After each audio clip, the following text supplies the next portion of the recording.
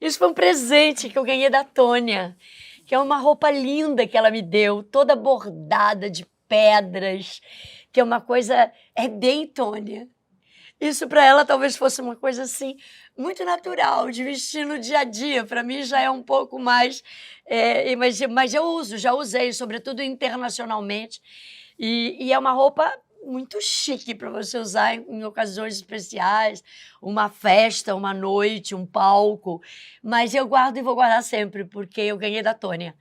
E eu adoro, eu acho lindo e para além de ser lindo, traz a presença dela à minha vida. Por isso que eu fiz questão de mostrar para vocês, porque eu tenho amor por isso.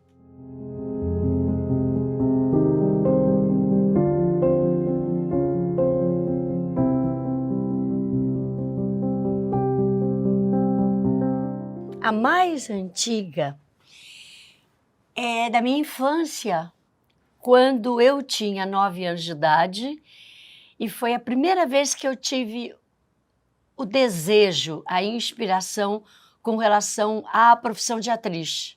Eu morava em Santo André, era filha de operários, e eu ouvi um anúncio na rádio que a Cacilda Becker estava procurando crianças para compor o elenco de uma peça no TBC. Aí eu fiquei muito animada, eu queria que a minha mãe me levasse para fazer o teste de qualquer maneira e comecei a entender o que era o teatro e o que era o TBC. Aí eu fui entender a Tônia e Cacilda, Valmor, aqueles atores dessa época, dessa geração.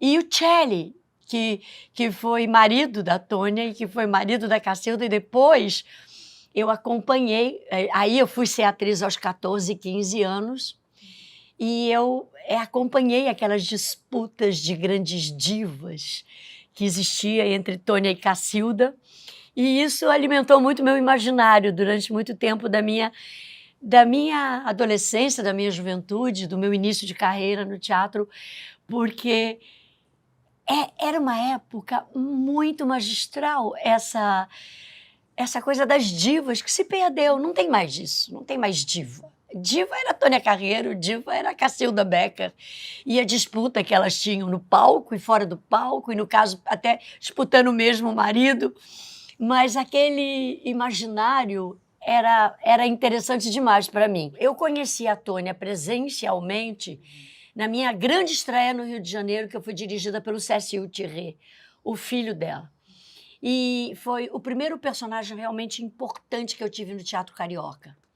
E o Cécile me escolheu, ele e o Milton Moraes. Era uma peça de 3 atores, 2 protagonistas absolutos, o Milton Moraes e o personagem que eu fazia.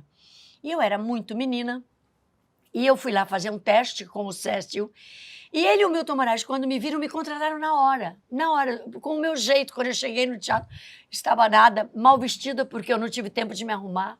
Eu fui do jeito que eu estava, com a peça.